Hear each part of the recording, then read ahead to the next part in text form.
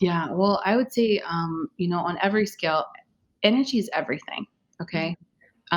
Energy is God, like consciousness, like matter, all of it is all connected through energy. It is the building blocks of what it is that we put together the world essentially. And so like we all know, even people who don't believe, we can walk in a place and go, "Ugh, this place got bad vibes," or "I got Mhm. a feeling about this person. I'm not sure about them," or whatever.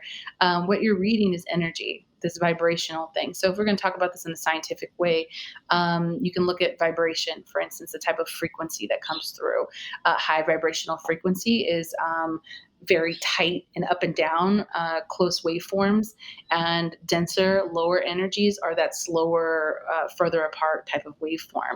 So we can feel that in someone's energy when we engage with them in their auric space. And so for me personally, how it works, and like everybody, I believe everybody has spiritual gifts. Whether or not you believe that affects how well they work. Mhm. So if you think, I don't think I'm very psychic. Well, guess what? You're not. So it's kind of like you tapping into that. So I've understood for myself that my strongest gifts are clairaudience, which is hearing, and clairsentience. I'm not so much a seer. I do see, but I'm not as much gifted in that particular area.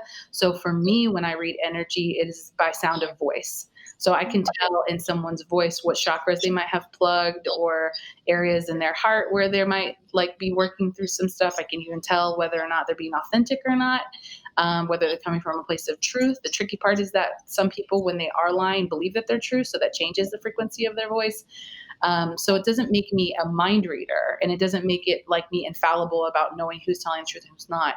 But instead, it allows me to get a marker or a reading on what energy they're presenting inside of their self. So I could tell when people haven't done shadow work and they're sitting with blocky, suppressed, like underbelly kind of rot, which I call rot, is when we don't deal with our shit and it starts to decay. Um, Mhm. and so in my sessions, I will tap into kind of like you would connect to a Wi-Fi signal.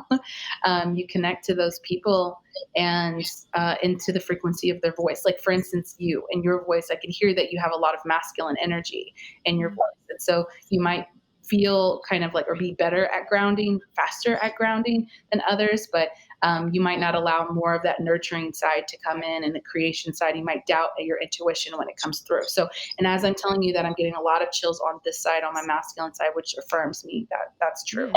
So that's kind of how that comes through. Sorry, not to like put you on. No, I love it. I was gonna ask you, can you hear any chakra blockages happening?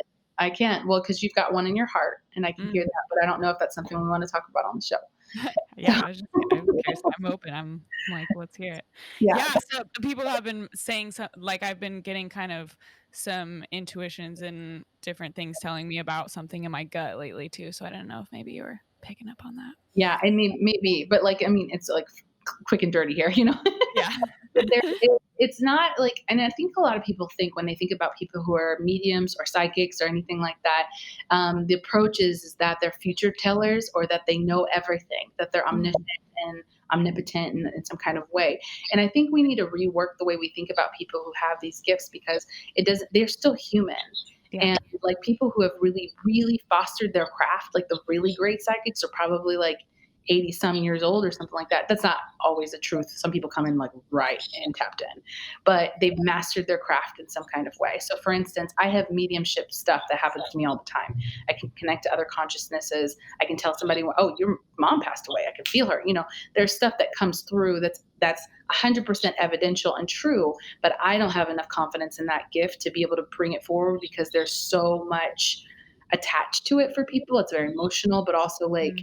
if you're charging any money, people are like, oh, you're getting taken advantage of. There's so much stigma. It's probably the highest stigmatized job profession besides sex work. Yeah. So in that, like people have this idea, like, doctors, for instance, go to school for 10 years or something, and they can still be wrong. They can still get Mhm. the diagnosis wrong or whatever, but you ask a psychic who obviously didn't have to go to school and won't charge you nearly as much. For people, if they got one thing wrong or something, or they weren't super tapped in, it's like this stuff isn't true. Mm. And Yeah. it's a massive disservice to the gifts and information you could be receiving, but you have to make sure that it resonates with you. So, for Yeah. myself, like I tap into certain energies, and it doesn't necessarily mean that I interpret them always correctly. But you have to like you the sitter has to discern what works for you and what doesn't. Now, I usually am pretty spot on, and I utilize cards, energy oracle cards, as a tool. Because I allow my guides to kind of like run that session when it happens. But even on my podcast, like you said, like I'm tapping into some type of strain of consciousness that I don't usually remember what it is that I was talking about on the podcast. I tap into whatever that is. I meditate beforehand and says, what does the collective need to hear right now? What's important for them Mhm. to connect to right now? And allow that to come through me. Let me be a vessel to communicate healing to the world in areas where my consciousness or my bias or my education might inhibit what the heart and message that needs to come through. Yeah. Why do you think it is that our culture is so quick to judge or like it comes to those things in such a skeptical way? Because there's so many other cultures that is such a rich part of it, and it seems like it's something that we've kind of lost It's because touch with. we've swung into our masculine too hard. Mm, The like our intuition lies in the feminine energetic. So everybody's got both sides. We've got masculine and feminine on both sides. So for men, for instance, in our like patriarchal type of society, they're not able to tap in as much to their feminine intuition because been told that that part of themselves is bad. Like, mm, like if God forbid they like have any other desires that are outside of that box that's considered masculine, then it's like, oh, you're gay or you're this or you're that. You're ridiculed for being able to access the full range of your energies that are available to you. And so that's a huge problem because it's incredibly stifling. And for women, like it's naturally accepted that with female intuition. Why? Because we're tapped into our feminine side. We don't have as much of that suppression. However, in a time period where feminism and us trying to get equal rights and equal opportunities with men, women have turned off their feminine aspects of themselves because in our very masculine culture, it's not valued. So it's not mm, valued to be the creator and to be nurturer and to allow things to come to you. We've had to now put on a masculine mask, go into the workforce, forget the baby that we just had. Like we don't get acclimated, like enough time to heal. And so we don't lose our job. And so in order to be able to be equal, we've become like men. And that's caused us a lot of health problems. It's caused a lot of like energetic fluctuations, us not being able to tap into our intuition as well as a means to be able to suppress that part of ourselves that's very important for us to connect. So mm, obviously that's not a whole thing, that's a generalization, but I believe that that's why like culturally we are swinging more into a feminine. Like COVID has a lot to do with that. Mother Earth kind of taking shit back and being like, yo, y'all need to get back into balance. And us being able to do that and able to sit like with ourselves. A lot of us couldn't work. A lot of us, even if we could work, we had to be at home. That means we connected more with our family. We started to prioritize our relationships over work. Now work says, okay, don't come into work if you're feeling sick. Like that's a massive change than before where they're like, can you still come in if you're not feeling well?